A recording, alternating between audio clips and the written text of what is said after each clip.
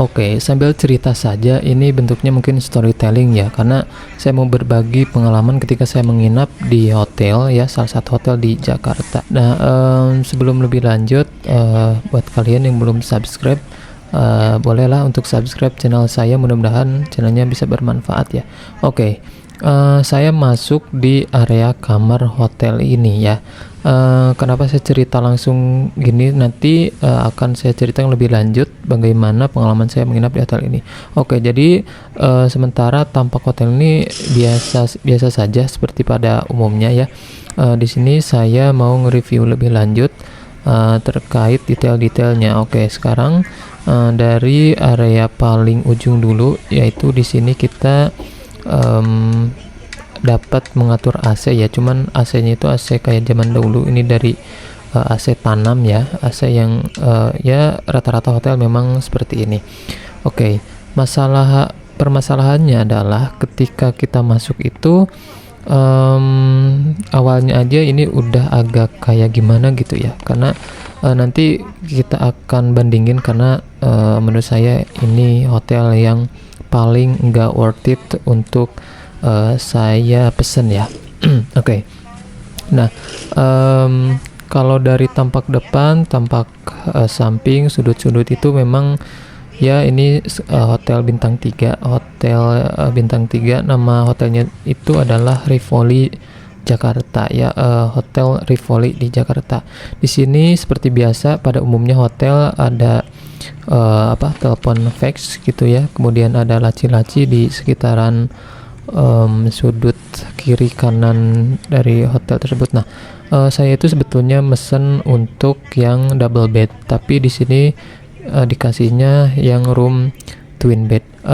Secara keseluruhan hotelnya hotel modern ya, hotel bagus bintang 3 yang harusnya itu bagus, cuman dari sisi manajemen mungkin ya dari perawatannya juga ini kayak udah nggak bener gitu. Tadi saja saya di lobby dan juga di halaman depan hotelnya itu agak kurang enak ya.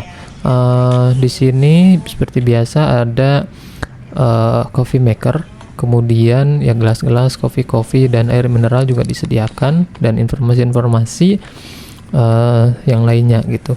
Nah, kayak TV di sini sudah smart TV hotelnya gitu ya, udah ya menurut saya ini hotel kekinian gitu.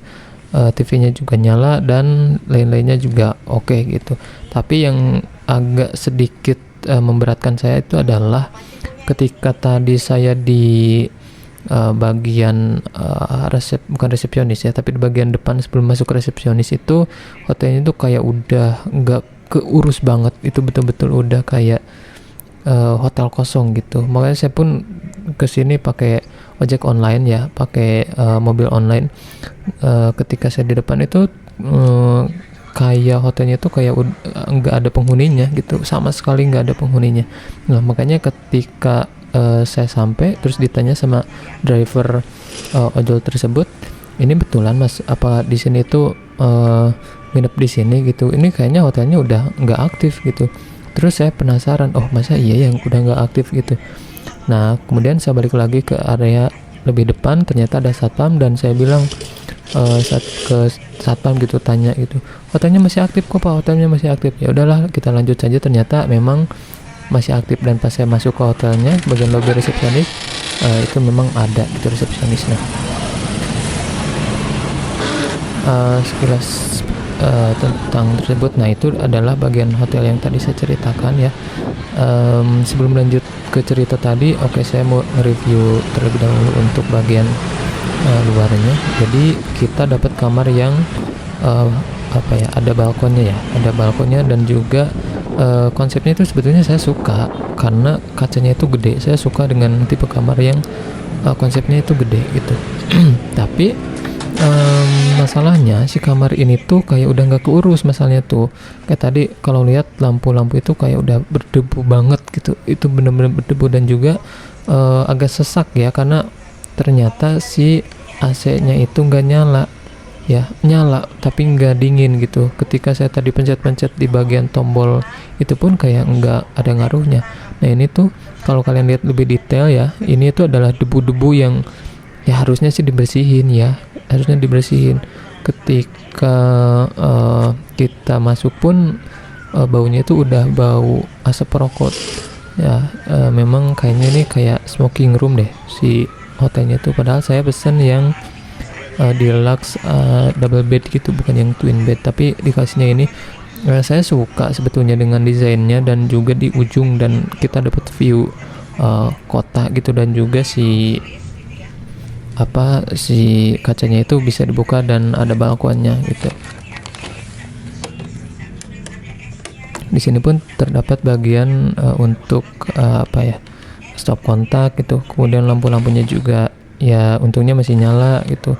Hanya saja saya kesal untuk handuknya, kemudian kayak selimut itu pun kayak kotor-kotor gitulah. Nah ini, ternyata pas saya konfirmasi ke resepsionis, saya komplain gitu ya, AC-nya nggak nyala, kemudian ini itu kotor dan lain-lain gitu. Dan akhirnya saya dikasih kamar baru ya, jadinya kita enggak di kamar tadi, tapi kita pindah ke kamar yang lebih ujung ya, dan juga it's better lah, ini lebih baik sih. Tapi tetap aja dari segi kebersihannya kurang sih ya menurut saya. Di sini kita dikasih 2 paket sendal hotel ya, atau slipper, kemudian juga ada coffee maker kayak tadi, dan juga ada safety box. Lampu-lampunya ada yang nyala dan juga ada sebagian yang gak nyala. Nah di sini nih minusnya, untuk yang room ini kita cuman dapat view yang ya kayak halaman garden gitu ya, kebun kecil gitu, terus si kacanya juga kecil. Nah untuk bagian kasurnya itu gimana ya, empuk juga enggak, tapi sakit juga enggak, jadi ya biasa banget sih. Nah ini juga untuk kebersihan hotelnya, coba kalian lihat ya, ini saya zoom kameranya, itu kotor banget, debunya itu sampai kemana-mana gitu, kayak kamar yang gak pernah dibersihin berapa bulan gitu baru dipakai lagi. Nah kayak gitulah situasinya kurang lebih. Tapi untuk konsep hotelnya itu saya sangat suka karena memang modern gitu ya konsepnya, sedikit kayak cozy juga gitu. Tapi untuk kebersihannya dan tata kelola dari manajemennya itu sangat jelek banget gitu ya. Saya nggak rekomendasiin ini hotel sih untuk teman-teman, karena saya dapat harganya itu lumayan mahal gitu. Kenapa saya bilang gitu? Karena dulu saya juga sering pesan hotel di daerah sini, apalagi di daerah Pasar Senen ya. Itu ya kayak 350 ribu itu udah dapat sama sarapan, dan hotelnya bagus-bagus, bintang 3 itu bersih gitu. Kalau ini bintang 3 ya meskipun udah dapat breakfast, tapi saya dapat di harga hampir 500 ribu. Masalahnya ini ya hotel dapat hotel kayak gini gitu. Ya udahlah, jadi kita nggak komplain sama sekali ke resepsionis lagi. Mungkin saya curhat ya via review hotel di YouTube saya ini. Mudah-mudahan teman-teman bisa lebih bijak lagi dalam memilih hotel, dan juga lebih kritis dalam mengambil keputusan gitu, apakah layak hotelnya dengan harga segitu atau enggak. Kalau saya sih kayak hotel gini enggak ya, 500 ribu dapat hotel yang kayak kebersihannya aja pun enggak terjaga, apalagi manajemennya gitu. Saya enggak rekomendasiin. Kalau kalian lihat teman-teman ya, di bagian kacanya ini kotor banget ya. Ini kotor banget. Dari kalau luar sih ya oke lah, ini masalahnya dari dalam juga udah kotor gitu. Nah ini adalah belakang dari view kamar hotel. Ada jalan kecil di sana, kemudian berbeda dengan konsep yang room tadi. Kalau room tadi kan cerah gitu ya, karena si pencahayaannya tuh jelas. Kalau di sini memang agak redup-redup karena pencahayaannya dikit. Nah ini adalah bagian yang saya sebutkan tadi, di bagian resepsionis dan di luar hotel. Lihat saja teman-teman, di sini hotelnya tuh sebetulnya desainnya cukup menarik ya, bagus, modern gitu. Tapi kayak apa ya, kayak catnya dan lain sebagainya itu udah pada luntur gitu, kayak udah hotel lama banget. Dan kayak nggak ada siapa-siapa masalahnya tuh. Oke, saya lupa tadi di bagian toilet ya. Di bagian toiletnya itu seperti ini. Ya kita mau mengharapin apa sih di bagian toiletnya? Yang jelas kalau untuk air panas nggak panas sih, cuman hangat, itu pun hangatnya nggak hangat panas tapi hangatnya kayak hangat lebih dingin gitu. Kita juga nggak dikasih kayak toiletries ya, kayak amenities apa ya, pasta dan lain-lain gitu, nggak dikasih sih sama hotel ini. Dan juga kalau tadi saya bingung tuh untuk di room yang tadi itu, si kamar mandinya itu airnya kekencengan, nggak bisa dikecilin. Kalau sekarang kekecilan nggak bisa dikencengin, aneh tuh. Kemudian kebersihannya coba lihat di tembok ini kayak jamuran banget gitu, nggak dibersihin. Ya beginilah kondisi dari toilet hotel ini ya teman-teman. Teman-teman bisa menilai apakah worth it untuk di harga segitu. Kalau saya sih enggak ya, saya enggak rekomendasiin ini hotel, tapi mudah-mudahan teman-teman bisa ambil pelajaran saja gitu ya untuk kedepannya. Kalau misalkan mau pesan hotel itu memang harus cari-cari dulu review di YouTube, di sosial media gitu ya, yang dan lain-lain gitu, supaya nggak seperti saya gitu. Jujur saya agak sedikit menyesal gitu, nggak menyesalnya karena ya udahlah, untuk tempat singgah sebentar doang, dan juga hotelnya nggak terlalu jauh dari pusat kota gitu, dekat kemana-mana juga.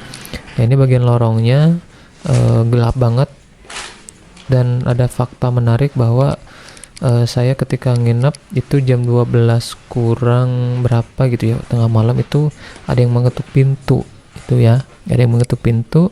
Terus saya itu sampai 2 kali gitu, saya agak nggak tenang gitu, kayak privasinya kurang terjaga. Kita juga ditahan KTP-nya ya, kalau nggak mau tahan KTP kita harus deposit 100.000, tapi itu menurut saya nggak masalah gitu ya, selagi kita dijamin untuk privasi. Tapi ya tadi malam saya privasinya nggak terjaga.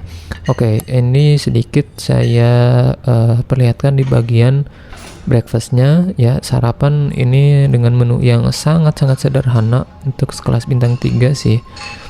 Cuma nasi goreng, kemudian ada bihun, ada pasta, ya cuma segitu aja, terus minum gitu.